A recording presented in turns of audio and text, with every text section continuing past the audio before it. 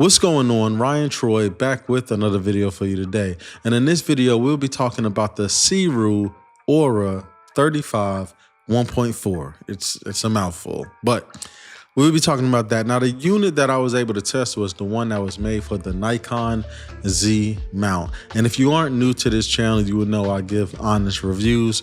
I make sure that I am as honest as possible, but keep in mind that this is also my opinion. Now, the reason why I bring that up is because, yes, Sirui sent me this lens for a review. No money exchange hands. And yes, they see this video when all of you do, as well as, you know, all of the YouTubers say, but it's true. So before we go into my opinions, because I have a whole lot from photography to video, I want to go through the specs just to get that part out of the way. So let's go ahead on and jump into the specs. Now, as I said before, this is a 35mm lens. It has a max aperture of f1.4 and a minimum aperture of f16. Has a 13 blade diaphragm. Its minimum focal distance is 0.35 meters. It has 16 elements and 11 groups, and the filter thread will be a 62mm. It weighs about 490 to 503 grams, depending on the mounts that it's available for. Those mounts will be the Nikon Z, the Sony E, the Fuji X, and the Leica L. It has a declickable, lockable aperture ring, useful for video. Includes a pedal-shaped lens hood, lens cap, cleaning cloth, and a lens case, depending on the bundle. Let me go on with my opinion on this lens. Now, I was happy with this because it gives people that chance and that opportunity to buy a 1.4 lens on a budget. And by budget, I mean this lens is less than $600. I mean, I don't think you can get any better than that. But going into a 1.4 lens at 500 and change, you have to be realistic with yourself. Now, are you expecting to get the most top of the line lens at that price point? If so, dial that back a little bit. Now, does it produce phenomenal images? Yes, it does great.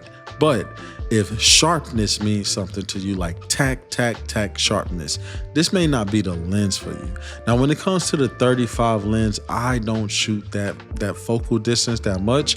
I'm more around a 50 mil, a 85 mil, and then I love my 70 to 200 for studio stuff and events and things like that. Now, a lot of other people swear by a 35mm lens, right? Now, is this lens for you, or can this lens be for you?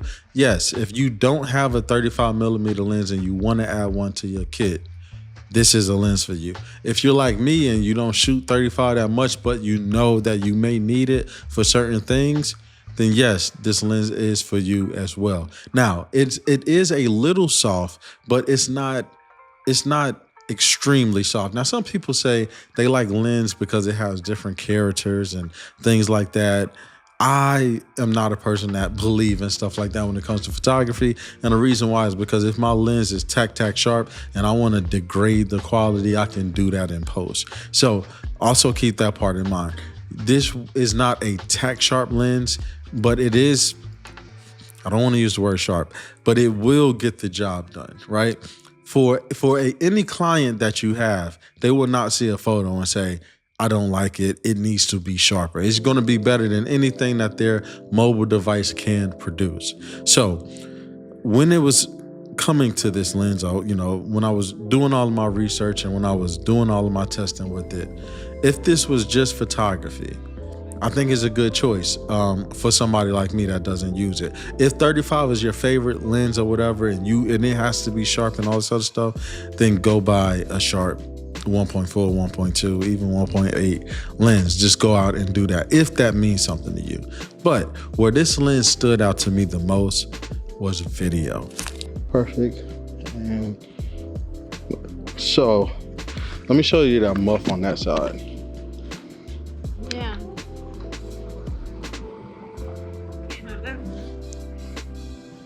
How's that?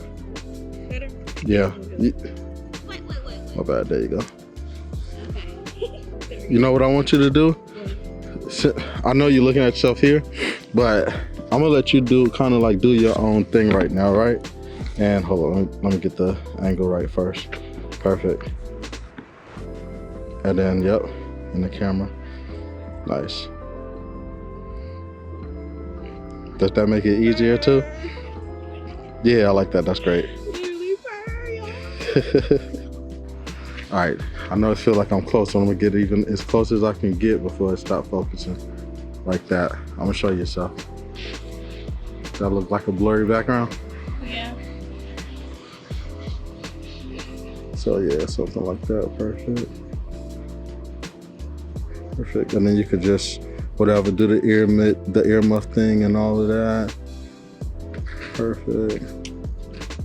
Now, when I do video, I usually use my 17 to 28, but I want to get in a little closer. And sometimes I also want a little bit more light.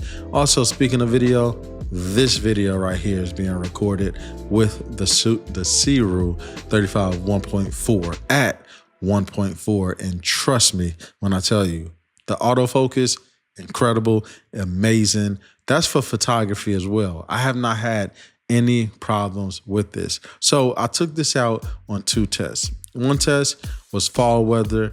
I took it out. I had, some distractions, or it wasn't the best lighting conditions, but I wanted to see how good it did. And personally, I think that it did really good. I didn't want to include any flash or anything like that. With this, I just wanted straight natural light, shooting into the sun basically and stuff like that, just to see how it looked. And I think that was good. But then after that, I was editing the photos and things like that, and it snowed. So when it snowed, I decided, you know what? Let me go ahead on and call my model up and take it out there in the snow and see how it does. So what I did was I did a photo shoot, took some photos.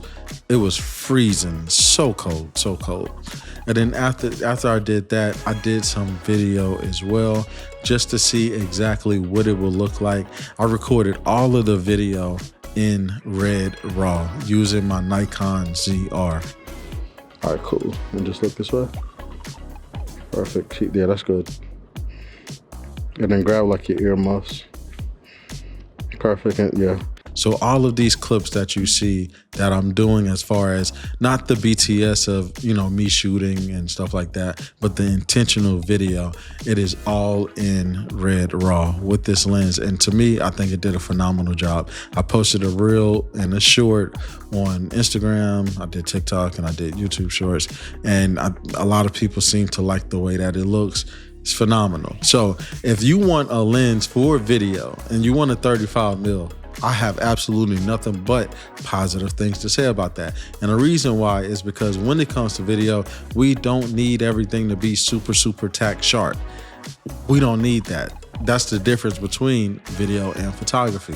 This is a perfect lens for video, even if they made it basically for photography. It has autofocus. The eye autofocus is amazing. It comes in different mounts. So even if you don't have Nikon and you have Sony, you can still use this lens. So I just finished the shoot with the 35 1.4 from Sirui. And man, it's amazing. Like this right here, I'm filming with the actual lens. I wanted to see just how much separation I could get. See how close I could get. About right there. That's amazing right there. And just look at that background blur. It's nice, it's creamy.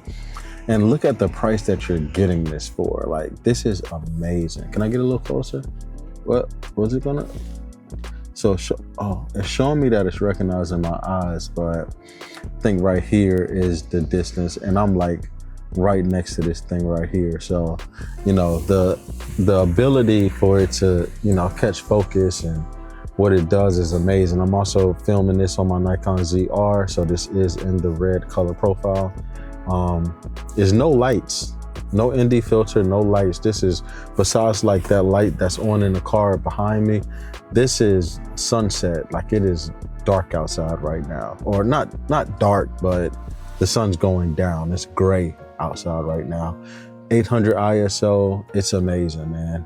We'll see how it looks when I color grade this, if it's noisy or whatever, because this screen could be telling me something totally different. But look at that, that is amazing. Oh yeah, and I love how good it catches focus. I did a lot of BTS stuff out there, with the Nikon ZR in the red color profile, but it is amazing. This looks great. Okay, but now it's starting to get dark. Like even right here, it's starting to get a little dark. So I may just have to cut this short, but 1.4 can get you a lot. So let's head back to the talking head where I give my final thoughts and conclusion. So my conclusion when it comes to this lens, is it a must buy? Depends. If you're like me, sure. If you don't use a 35 that often, sure. If you love video and that's what you want to do, yes, 1000%. Try this lens out. I always tell people rent lens, do anything you can before you make that decision. But with this price point, you probably could just go ahead on and pull the trigger on this one. Go ahead on, grab the lens, and I guarantee you when it comes to video, you will love it. Now, when it comes to photography, it really depends on what matters the most to you when it comes to photography. If sharpness is all you care about, this isn't the lens for you, right? I'm sorry, it just isn't. But if having that extra light, having that creamy bokeh, because it produces some creamy bokeh. If having that means everything to you, then this is a good lens for you. And if you can, like me, I can't afford the Nikon 35 1.2 lens. That's like, I don't know, maybe a $2,000 or whatever. I can't afford that one at all. So, if you want that creamy bokeh and all of that, if you're in a good environment as well, not outside like studio or like maybe event stuff where, you're not dealing with the sun or any type of chromatic aberration that it can bring, because it has a little bit, but not a lot, like nothing that you can't fix up real quick in post. So, with that part, it does good. But, if you're inside, you don't have to worry about things like that as much as you do when you're outside shooting against like tree branches and stuff like that. But either way it go, that's my opinion on the lens. So until the next time, I am Ryan Troy. Peace.